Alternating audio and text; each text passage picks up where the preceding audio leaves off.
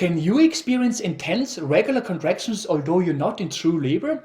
Yes, you can. It's called prodromal labor, and it can actually be quite a mean thing for women to experience. Exactly. So in this video, we are going to discuss what prodromal labor is and how to find out if you are in prodromal labor or in true labor. Yes, and then we're also going to discuss what you can do if you are in prodromal labor and if there is anything that you can do to help transition into true labor. Yes. This is Nathalie, a pregnancy and birth consultant and TCM therapist. And that's Mathias, the researcher and Science Geek, and we help expecting mummies and their babies naturally and science-based. So let's talk about another great pregnancy-related fun that unfortunately some of you will experience.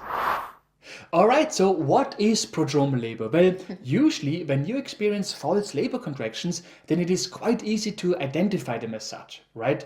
Very simply put, normally if your contractions don't develop a regular pattern, for example, if they don't come in certain intervals, then chances are that you're not in true labor, right? However, when you are in prodromal labor, that rule may no longer apply. Yes, although prodromal labor contractions could just come and go, in many cases they may develop a regular pattern too. For example, it could be that you experience prodromal labor contractions every 5 to 10 minutes. Moreover, those contractions are going to be more intense than Braxton Hicks contractions. In fact, in most cases, they will be as intense as early labor contractions. But in some cases, they may even feel like the kind of contractions that you normally only experience in active labor. Yes, plus most cases of prodromal labor are being reported during the 4 weeks leading up to the expected due date. So right about the time when you believe that you're going to labor, right? Yeah. And because of all that, it is no surprise that most women who are in prodromal labor actually believe that they are in true labor. Exactly. As a result, they often go to the hospital expecting to soon deliver their baby. But then they're being sent home because the problem with prodromal labor is that it does not have any effect on the cervix. Prodromal labor will neither thin out the cervix nor will it dilate it, and it will also not help to move the cervix into a forward position. Yes, we are not saying that prodromal labor contractions are entirely useless, right? Because they too help tone your uterine muscles. Yeah. However, they hardly have any effect on the cervix. And that can make prodromal labor contractions really a mean thing, Yes. right? Because again, you may experience very strong contractions, but they don't help you dilate your cervix. So the question is, how do you know that you are in prodromal labor without having your cervix checked? Yes, so there is one very important difference between prodromal labor and true labor, and that's the fact that when you are in prodromal labor, labor does not progress. So what does this mean? Well, when you are in true labor, your contractions will develop a certain pattern, most importantly in terms of intervals. For example, they may come every 5 to 6 minutes. And if you are indeed in true labor, that pattern will progress over time, which means that your contractions will come in closer and closer intervals eventually. Yes, and as we already know, prodromal labor contractions may also develop a pattern. However, those contractions will not progressively come in closer intervals over time. Yeah. In fact, we have never heard of any cases of prodromal labor contractions that came in closer than 5-minute intervals. Maybe such cases do exist, right? But we're not aware of them. Exactly.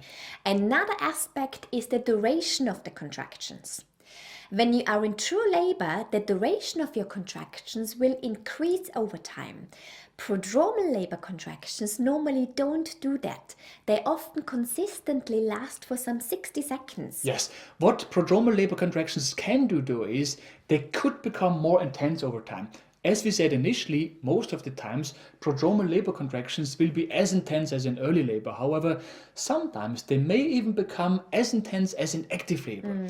And so, when it comes to distinguishing prodromal labor from true labor, it's best to observe the following 2 things over a longer period of time: the interval and the duration of your contractions, and if both progresses over time.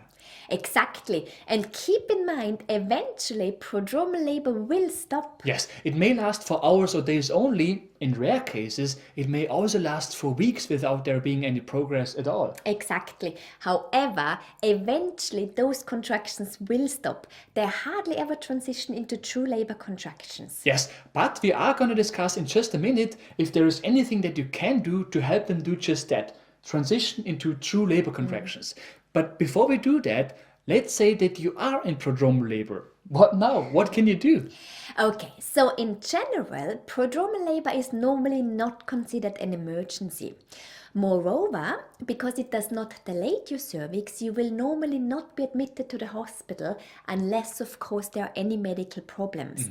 But normally, they won't admit you. And so the only thing that you can do is finding a way to cope with those contractions until they stop or until they indeed transition into true labor, which again, normally they won't do. Yes, and you would cope with those contractions the same way as you would do when you are in true labor. So for example, as long as they are quite mild, distraction can help. Relaxation techniques such as yoga or meditation can help. But if your contractions are very intense, then you may have to make use of breathing techniques, hypnobirthing meditations, or alternative ways to cope with your pain. For example, the treatments that we show you in our birth preparation program. Right. And then, of course, one thing that could help with both mild and intense contractions is a warm bath of about 30 minutes. Yes, in most cases, applying strategies to cope with the pain is the only thing that will help you get through this phase, however long it may take. But an alternative strategy could be to help those contractions progress into true labor contractions. Now, I'm not gonna lie to you, this is not a simple task, because in order to do that, you would have to know why you are in prodromal labor. Yes, scientists have not yet found a clear answer to the question why some women go into prodromal labor. Some say there are physical reasons, such as when your uterus or pelvis have a certain shape. Others say it's caused by stress and anxiety. However, sometimes women also seem to go into prodromal labor when their baby is not yet in a good position for labor and is now trying to find a better position, particularly if baby is facing your front instead of your back. Yes, accordingly, the treatment protocols that we would normally use to help a woman dilate faster, for example with the help of acupuncture or acupressure or reflexology, will almost never help in case of prodromal labor. We have to work on the underlying cause why a woman goes into prodromal labor first. And again, this is not a simple task because we can never be sure why you are in prodromal labor. However, there is one thing that we found could help. Exactly. So at this point, Nathalie is still trying different things at the clinic to help women with prodromal labor transition into true labor, right? However, one strategy which has resulted in some success is when Nathalie treats those women for stress and when they do exercises to help baby into a better position at the same time. I mean, not literally at the same time, I just mean as a combined strategy, right? Exactly. In terms of relaxation, I apply alternative treatments such as acupuncture, moxa or reflexology.